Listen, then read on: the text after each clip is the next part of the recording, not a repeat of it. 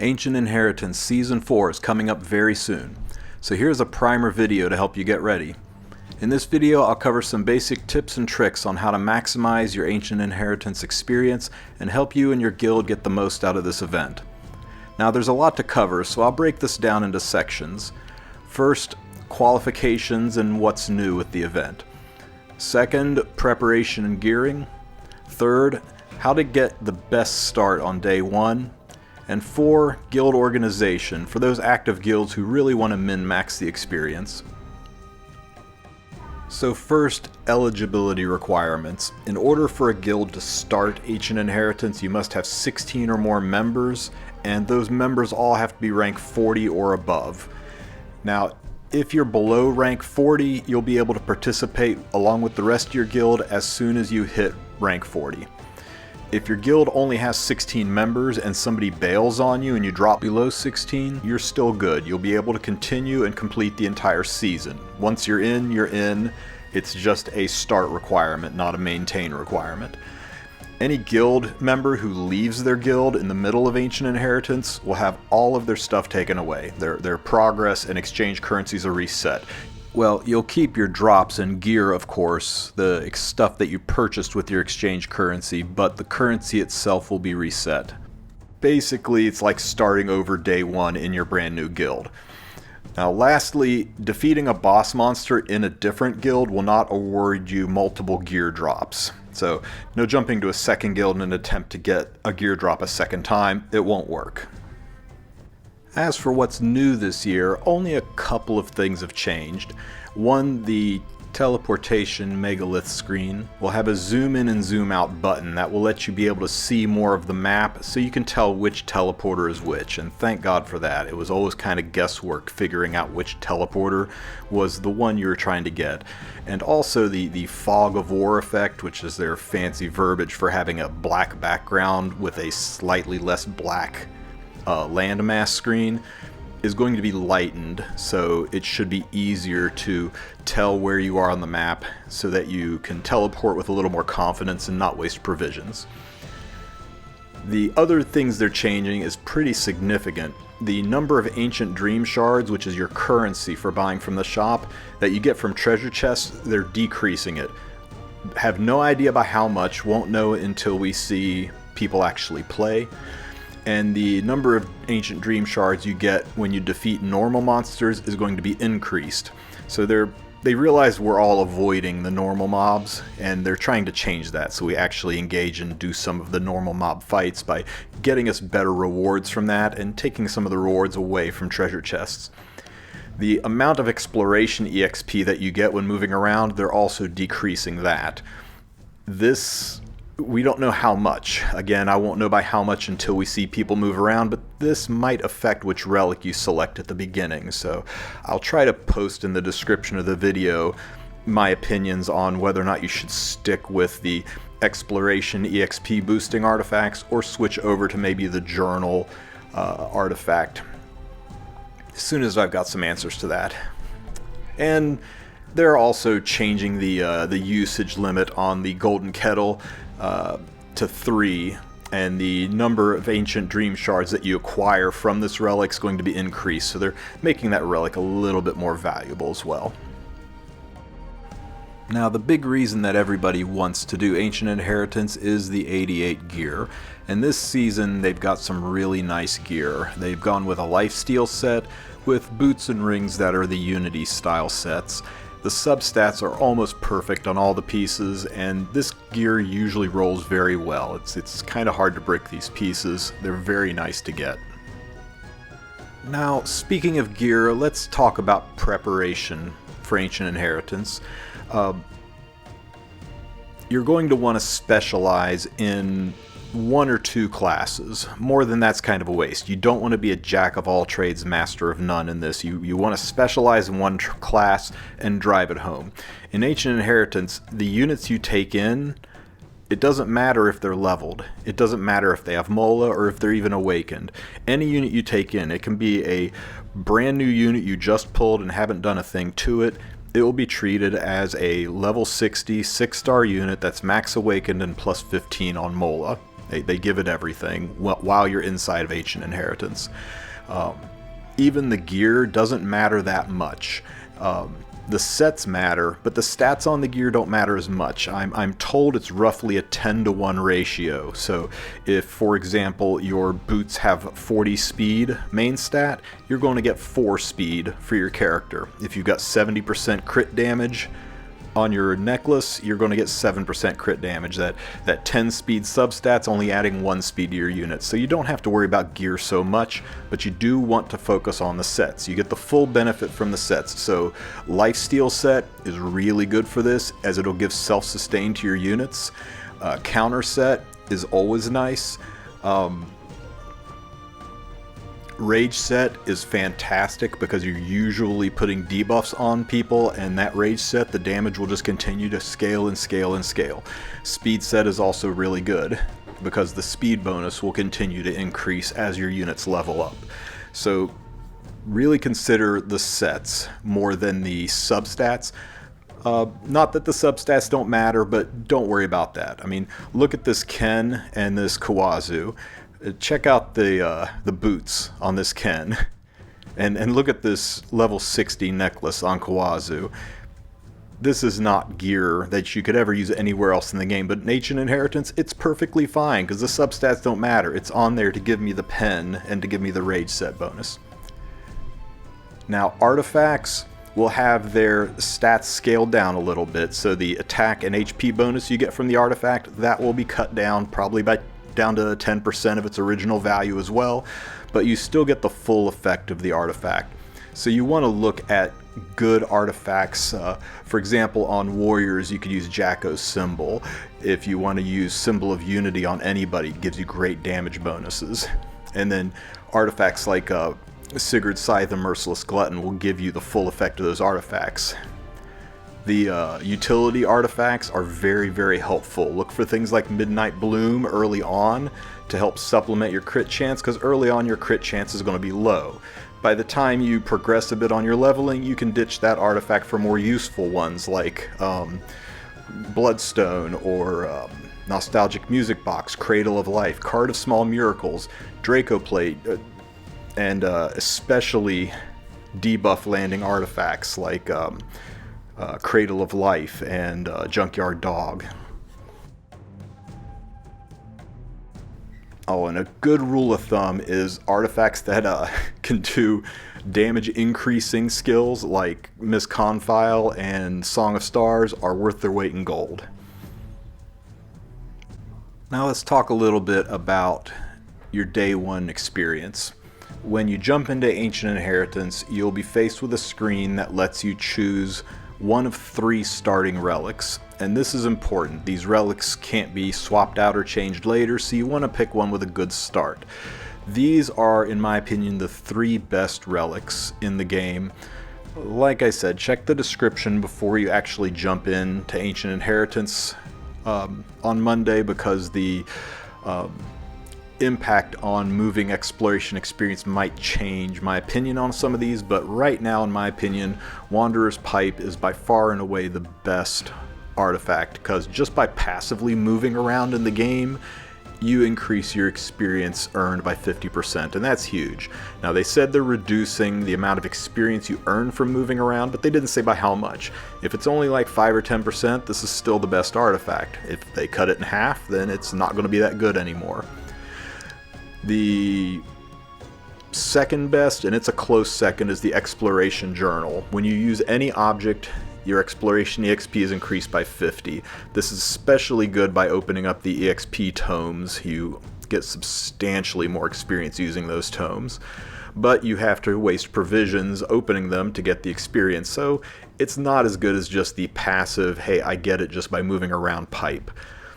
The third, and it's a distant third best in my opinion, is the Wooden Spatula. It gives you 5 extra provisions every day, which doesn't seem like a lot, but at the end of 14 days, that's 70 provisions, so it basically gives you a free day's worth of exploration over everyone else. So whereas everyone else gets roughly 14 days worth of movement, you get 15 days worth of movement in that 14 days, so it's better than people think. There's 3 other relics, and none of them are worth mentioning. Don't even get them. If you don't see the relic you want on your start screen, there is a refresh button that will give you a chance to pick from 3 other ones. You can only refresh once. So hopefully, if you don't see the one you want on your first screen, it'll appear on the second screen. You should be able to at least start with one of these 3. You would have to be catastrophically unlucky to not get one of these 3 starting relics.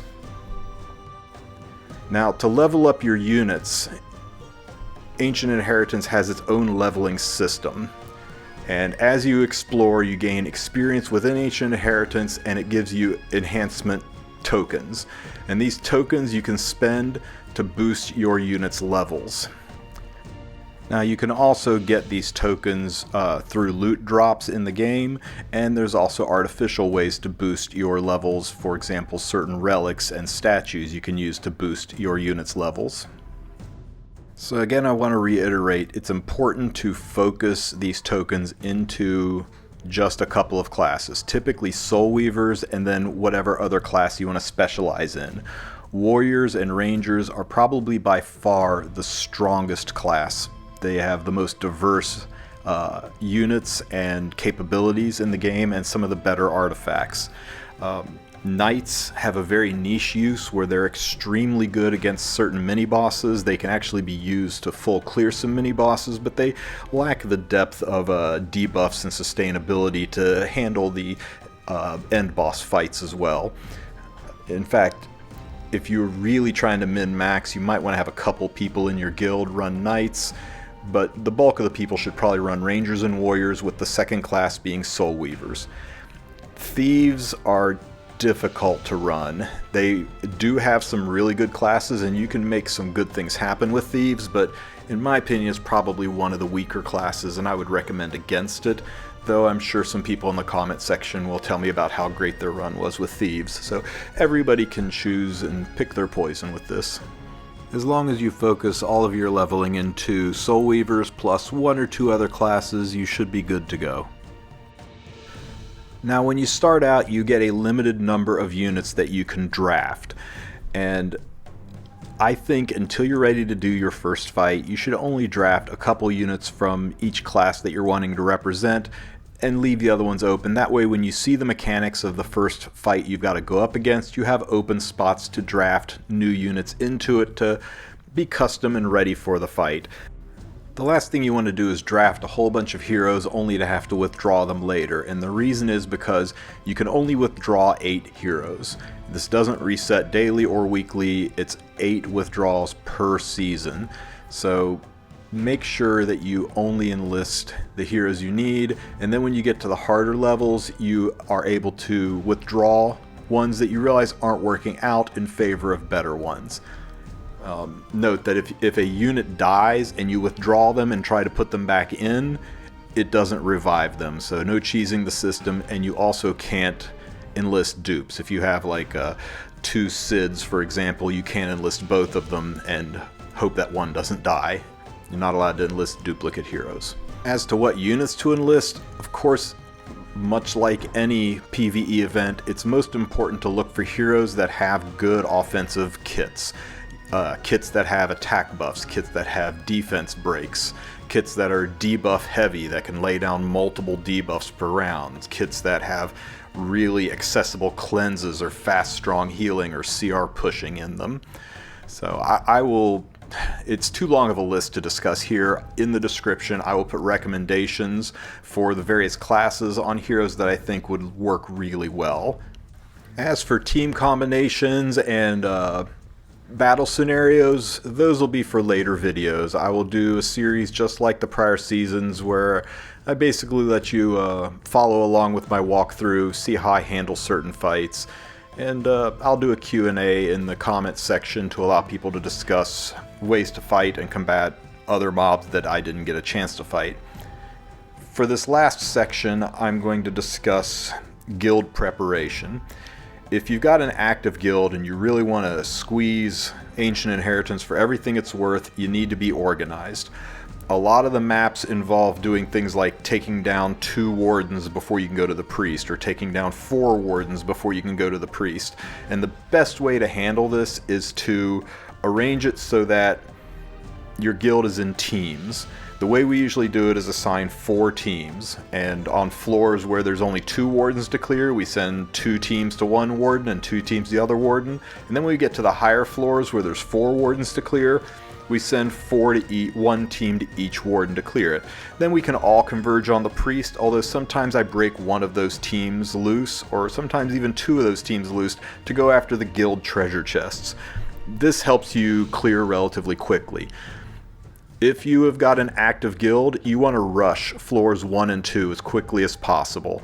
Don't open treasure chests. Treasure chests are the biggest scam in Ancient Inheritance on floors 1 and 2. As you increase in levels, the loot in the chest gets better. On floors 1 and 2, the chests are absolute garbage, not worth the provisions to open them. I know it feels wrong ignoring a treasure chest, but trust me, wait till you get to floor 3 to open treasure chests. You should open relic shrines, of course. The stuff in those is great. I would avoid the EXP books on floor 1 because they just aren't very good, but by the time you get to floor 2, they're decent enough to look in.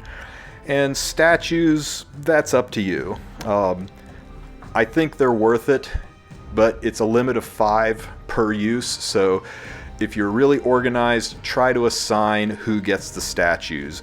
It's especially, you don't want a guy that focused on warriors and soul weavers to get the thief statue and take it away from your thief, the guy that focused on thieves. So you can be pretty organized on that, or just let it be first come, first serve.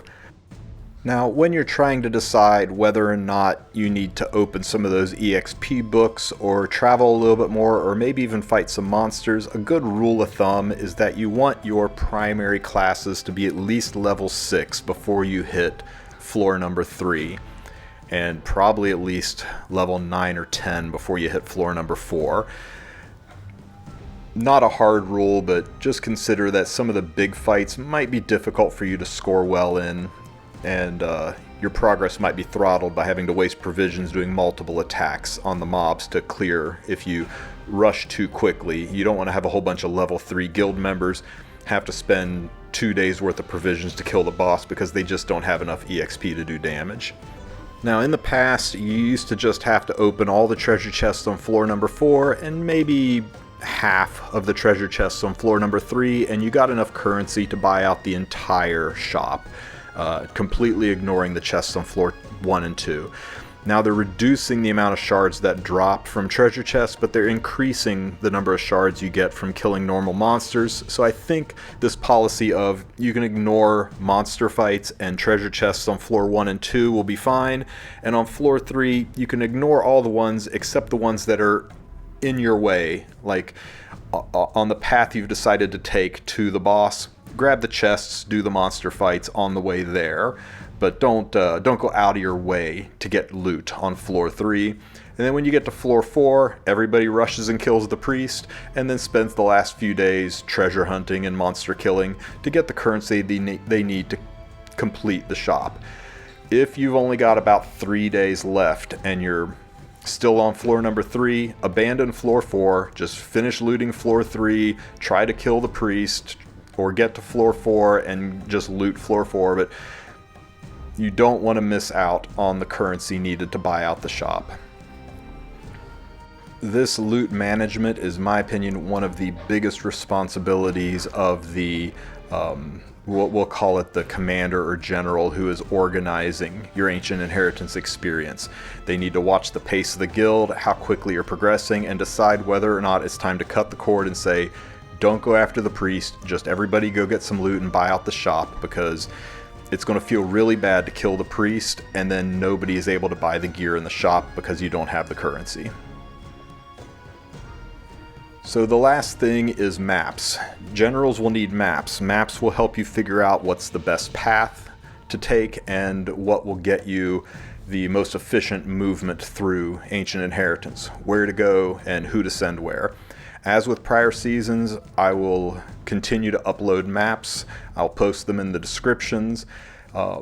We've got a team of people that are putting together maps. We're watching the Asia server to get a little bit of advanced intel since they're a day ahead of us, but that should help. And if anybody has updates to the maps and wants to help work with me on this, especially Asia server people, hit me up in Discord. I'm in the Epic 7 official Discord under Tristan Wolf.